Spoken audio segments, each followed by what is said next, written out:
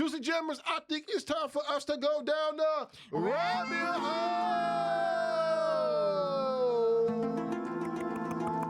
La la la la la la la la la. Okay, so Juicy Jammers, if you don't know what a rabbit hole is, it is a piece of information you find on the internet or experience in real life that takes you from one piece of information you find to another. Up until your curiosity is satisfied. And today, Juicy Jammers, for November 19th? My God, Thanksgiving's next week. It is. That's crazy. We doing a show? We gonna eat here live? That would be funny. Yeah, get a whole turkey. With some ham or something, or maybe you'll see us out there giving away food to those who need it, because I don't need a whole thing of food. Anyway, neither here nor there. Today, Juicy Jammers, for November 19th, my rabbit hole question: do we need another B2K tour? All right, now this rabbit hole for me started back when I was singing Bump Bump Bump in the early 2000s. It was hard not to notice B2K and their incredible music, okay? I got my first kiss listening to B2K. I got my first juke listening to I Need a Girlfriend. Okay, I also started falling in love with hip-hop around the time of You Got Served, which I would consider an absolute hood classic. All right, they had Steve Harvey in there, Lil' Kim was in there, Marcus Houston was in there, and he broke his knee. That big old fat dude grabbed his knee, was like, "You work for me now." I almost said something really funny. What'd you gonna say? No. Do it. No. Bro, I would have laughed because you right there with it, bro. I was gonna say, could you imagine Homer Blow being like that, bro? Like, you work for me now. Hey, or like Shake. No. With the cigar in his hand, too. You work for me now. Like, damn, bro. I can see it, though. I can see it. Either one of them gentlemen can now play. We just picking people who are bigger size. That's hilarious. Y'all the homies, though. You know Sherwin, what it is. You work for me now. With the shades on, too. You got to get show with the shades to it. That's funny as hell, man. But yeah, like I said, You Got Served, I would consider an absolute hood classic. All right. And it also taught me about crumping and dancing a little bit more, too. I tried to do some of the moves. I couldn't do it. I used to love to do this one, though. When they used to dance somebody, they'd be like, boom, boom, boom, boom, boom, boom. I used to love that one. Be like, lame. Oh, no, I'm kidding. That used to be cold to me, okay? Anyway, all right, I consider it a hood classic. However, as I grew older, and started to understand what was really going down in these streets, okay, when I found out and started to hear music industry secrets, I would find myself absolutely floored, okay? When I found out about the alleged sexual assault accusations that Raz-B made against former B2K manager Chris Stokes, all right, and B2K lead singer's brother, Marcus Houston, all right, also known from Sister Sister as Roger, all right? But according to Raz-B, according to Raz-B, Roger should be known as Chester the Molester, okay? Now, I'm going to play a video from Raz-B where him and a former artist who passed away 2 years ago from depression from allegedly being sexually assaulted in his heyday as being an artist managed by Marcus Houston and Chris Stokes. So this video I'm about to play for y'all, Juicy Jammers, is definitely graphic but insightful when we are discussing the reason B2K had to go away. It's alarming. You talking about Chris's dick? What? You talking about Marcus or Chris's dick? I'm talking about Marcus's dick. Yeah. There's a black mole on his nut. Yeah, he's not circumcised, and he's not circumcised either. Marcus Houston is not circumcised. No. Yeah, I know. That's what I'm saying. He's not. And he asked me to suck his dick. I told him no. I wasn't gonna do that shit.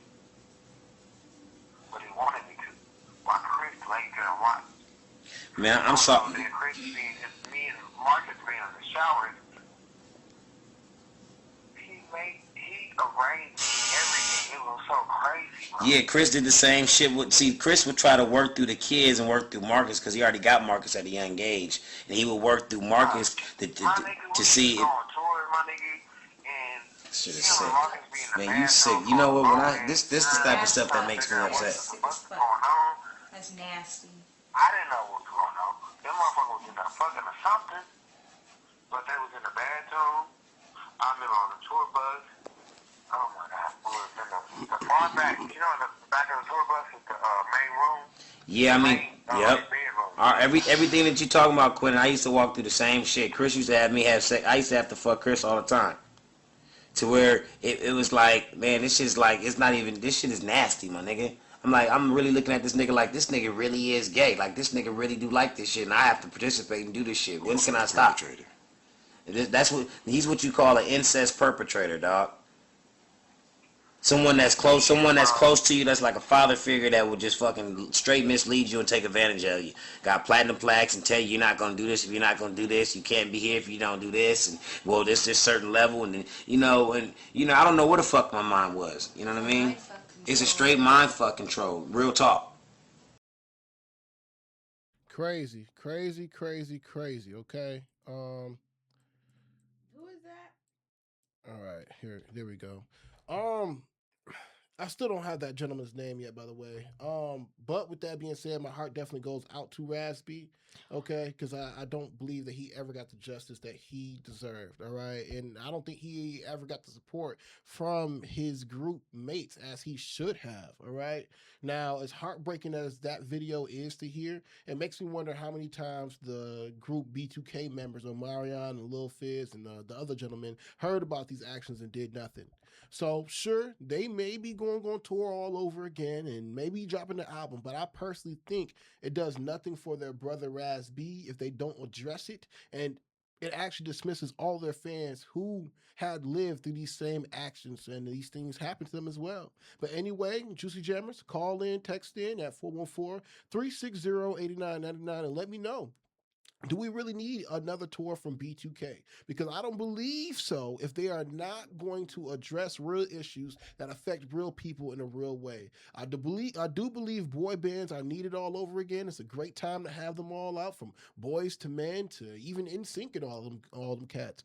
And B2K, being one of the elite groups from the 2000s, should hold that mantle. But as they have grown into men and their fans growing into adults, they should speak to that, especially since the music industry has been seen as a sick place in recent years. But whatever. Call in, text in at 414-360-8999. What's your thoughts? I don't. Do we know if they have discussed these things privately? Like, I don't know if publicly they have to come out and talk about what happened with Raz-B, because I know for sure he has talked about it multiple times and he's done a lot of different interviews, and there's still a lot of trauma with him when it comes to that. And even like, it makes me think of Day 26 and how Q had burst out in tears and still is very sensitive to certain topics and conversations when it comes to the things that went on when he was in Day 26 in the earlier years and what happened to him in the industry. But I don't know if the whole group needs to necessarily say something publicly about it. I just know that I hope that they have talked about it privately, and it seems like they have been able to work out their issues so they can still have the business, because B2K meant a lot for a lot of young women and young boys growing up back then, you know? And so for them to be able to put their issues to the side, not only with Raz-B and what he went through and how he felt kind of alone in that,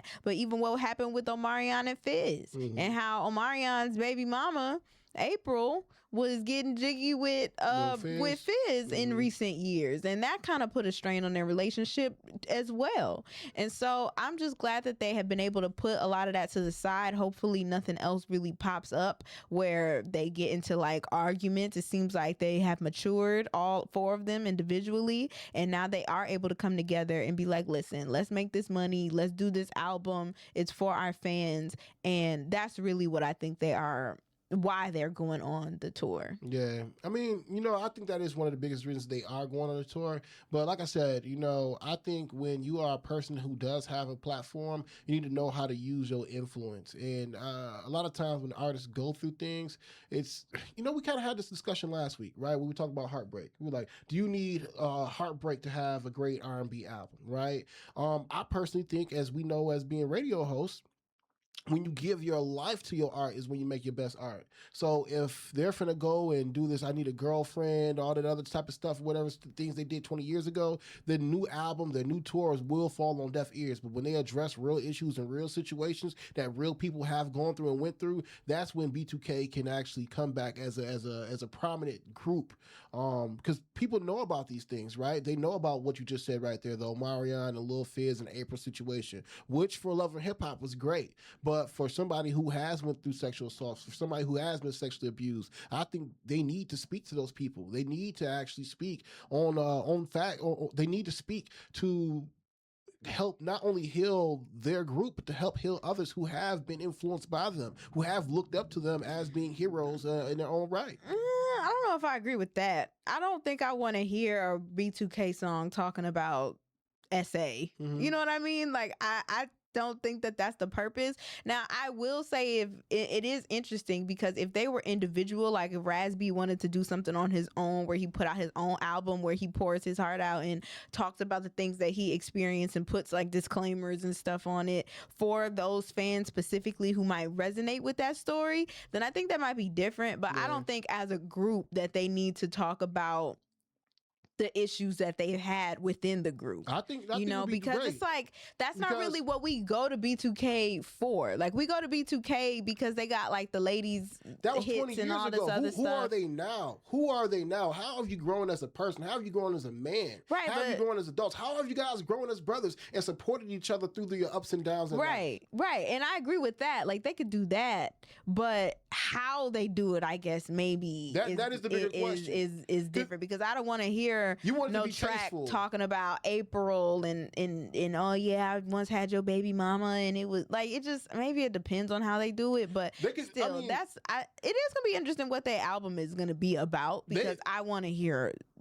I would love to hear women tracks. Yeah, I would love to hear a B2K album. And to your point, Juice, I think Omarion and Lil Fizz could conjure up a record like Same Girl. Mm-hmm. You know what I'm saying? Same Girl, because they definitely like creatively. Yeah, creatively. There's creative ways you go about expressing your true inner heart's desires. What you want to say. We know that. Mm-hmm. But with that being said, I think they are doing a disservice if they don't live their real truths. It's kind of like somebody who, J. Cole has a line where he talks about I hate listening to rappers. Dang, what did he say? He said I'd have to look up the lyrics, but basically he talks about you should speak from a real perspective. Like, talk about being a broke rapper. If you're a broke rapper, just talk about being a broke rapper. Then that's a valid perspective. There's a lot of people out there who are a broke rapper, but they want to talk about how rich they are. Right, but I guess that's the thing too. It's like, who is that music gonna resonate with? It's gonna resonate. I'm talking about with B2K, like talking about them sharing the same woman. Like, is women gonna relate to that? Are men gonna relate to that? Same Girl was a hit for a reason. I think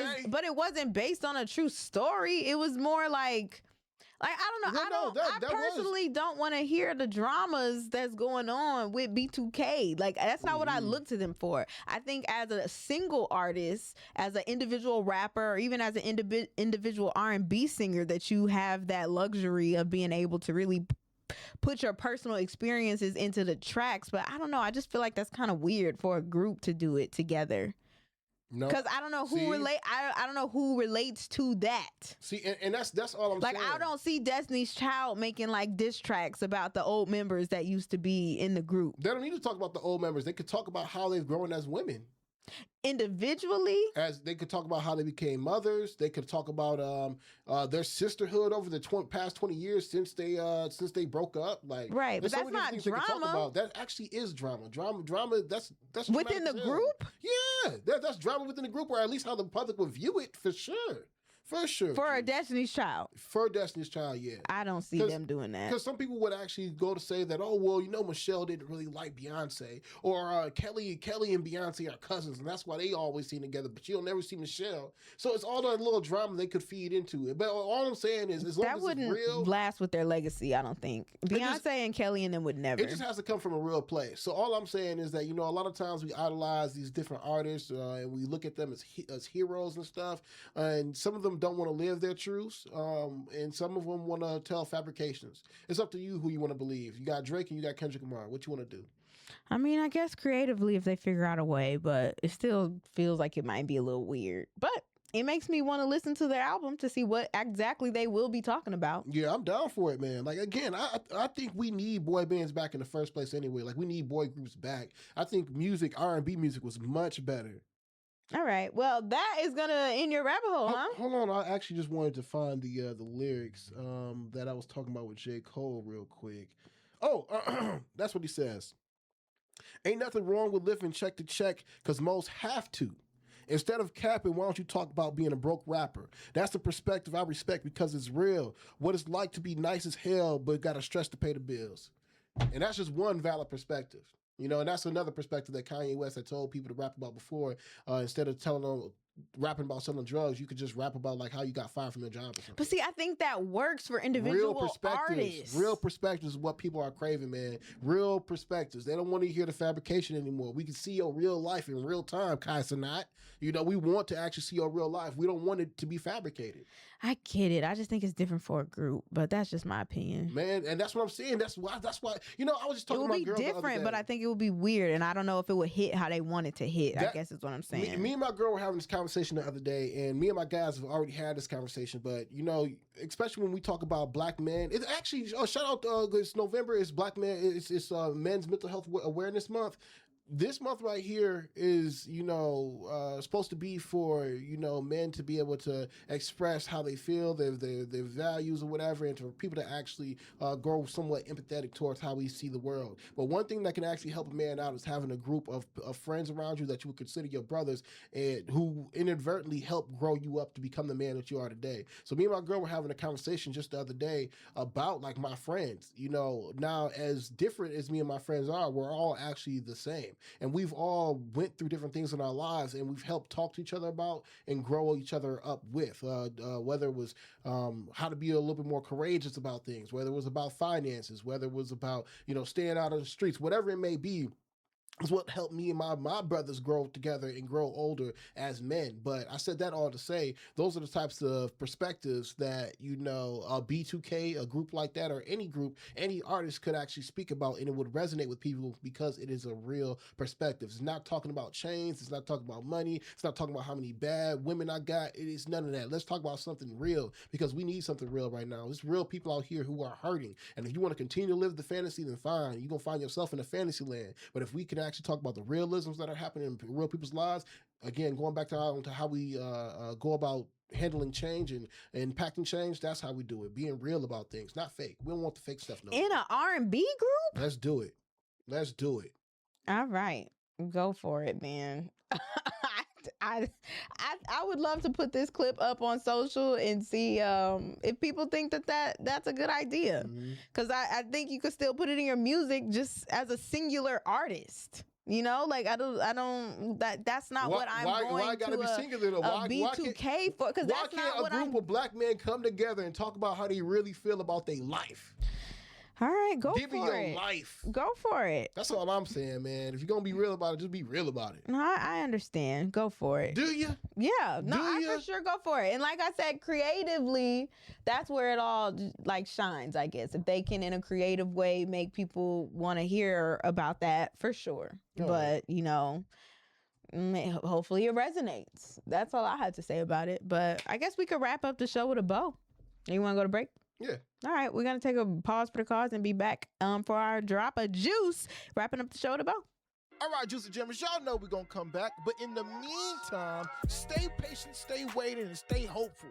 The greatest things comes to those who wait.